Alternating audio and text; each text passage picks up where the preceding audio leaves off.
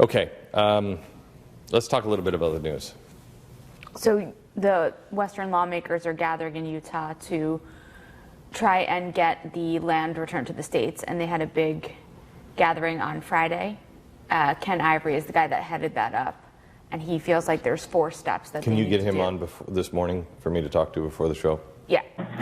Ken, can you first explain for, most of the country that doesn't understand what's happened to the state land? Well, yeah, Glenn. I mean, the federal government controls more than 50% of all land in the western United States, 30% of all the land in the United States.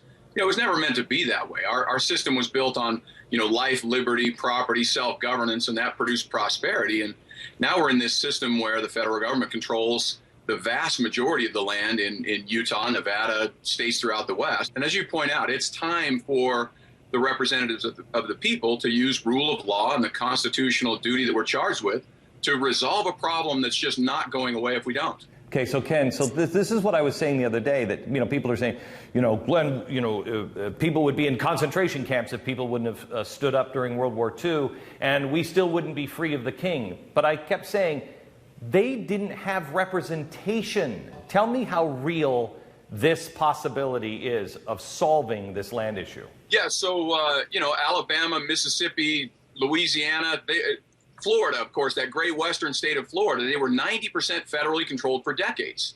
And they sent their state legislatures, they sent resolutions to Congress repeatedly and said, we can't educate our kids, you're controlling all our land. We can't grow our economy, you're controlling all of our land, you're not keeping your statehood promise. We can't, you're hoarding all of our resources.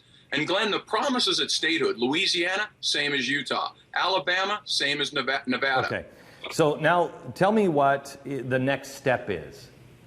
Yeah, so the next steps, we've got to rally the constitutional actors. The Supreme Court less than 2 years ago said states are separate, independent sovereigns. Sometimes they have to act like it.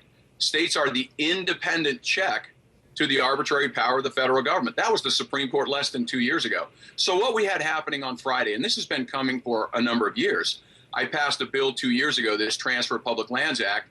We have 5 other states that have now passed legislation to work on the logistics of transferring the land. And then, Glenn, significantly, South Carolina passed a resolution supporting the transfer of public lands to western states. Republican National Committee, the National Association of Counties, they're all passing resolutions because they understand, Glenn, this is the only solution big enough to deal with this urgency environmentally and economically that's happening throughout the West. And Glenn, with 150 trillion with a T, locked up in mineral value in the western lands, more recoverable oil than the rest of the world combined. That's the Government Accountability Office a year and a half ago testifying to Congress. We've got a solution big enough for the environmental and the economic urgency in our nation.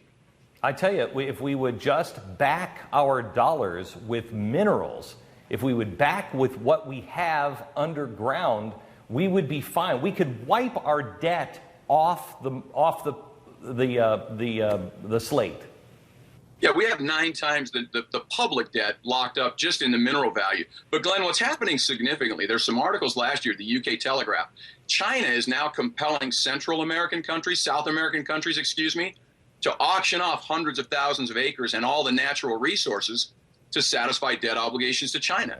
So it's critical right now. The federal government does own the land. They own it as a trustee. It's critical that we make them execute that trust to the beneficiaries, the states and the residents, before anything does happen.